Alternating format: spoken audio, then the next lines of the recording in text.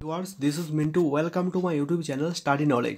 দেখো আজ আমি তোমাদের একটা গুরুত্বপূর্ণ আপডেট দিতে চাই, যেটা তোমাদের জন্য কিন্তু অত্যন্ত খুশির ব্যাপার। ডাব্লিউপি সেকেন্ড স্লট জয়নিং যে আটকে গেছে তাদের জন্য অত্যন্ত খুশির খবর। হ্যাঁ বন্ধুরা, তাদের জন্য কিন্তু অত্যন্ত খুশির খবর।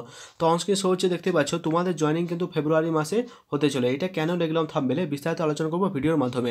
তো ভিডিওটা তোমরা শেষ পর্যন্ত দেখবে। তার আগে বলে রাখি, তুমি যদি আমাদের চ্যানেল নতুন হও, প্লিজ আমাদের চ্যানেলটা সাবস্ক্রাইব করে পাশের বেল আইকনটা ক্লিক করে অন নোটিফিকেশন অন করে রাখো, যাতে আমাদের আপলোড করা ভিডিও সবার আগে তোমার কাছে পৌঁছে যায়। ভিডিওটা ভালো হলে অবশ্যই একটা লাইক করো, চ্যানেল নতুন হলে অবশ্যই সাবস্ক্রাইব করে দিও।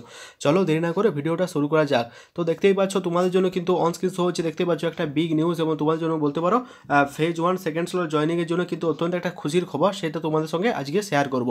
তো তোমরা প্রত্যেকে জানো বন্ধুরা যে তোমাদের হচ্ছে ডাব্লিউপি কেসের হিয়ারিং 15 তারিখে করা হয়েছিল। 15 তারিখে কেসের কোনো হিয়ার প্রগ্রেস না হয়, কিন্তু সেটা 18 ফেব্রুয়ারি 2021 অর্থাৎ 18 ফেব্রুয়ারি 2021 করা হয়েছিল।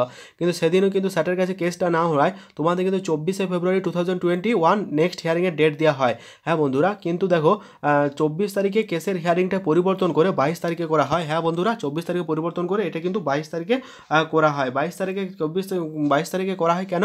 যাতে কেসটা কিন্তু স্যাটের কাছে স্যাটের হাতে উঠে।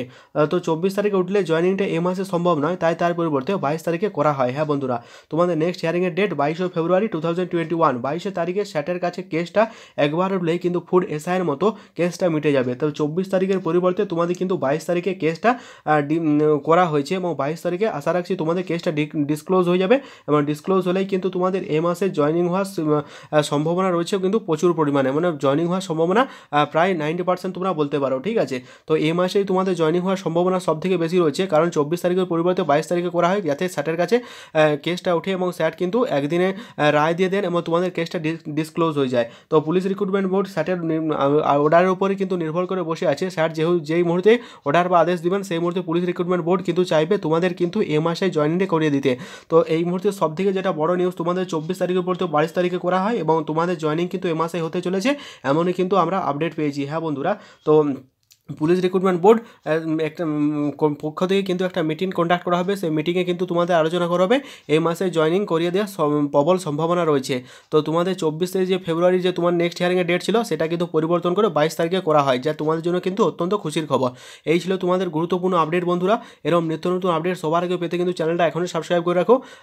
ভিডিওটা ভালো লাগলে অবশ্যই একটা লাইক করে দিও। দেখা হচ্ছে পরের ভিডিওতে। তো এখানে সবথেকে যেটা গুরুত্বপূর্ণ বিষয়, 24 তারিখের পরিবর্তে 22 তারিখে করা হয়, যেটা তোমাদের জন্য অত্যন্ত খবর।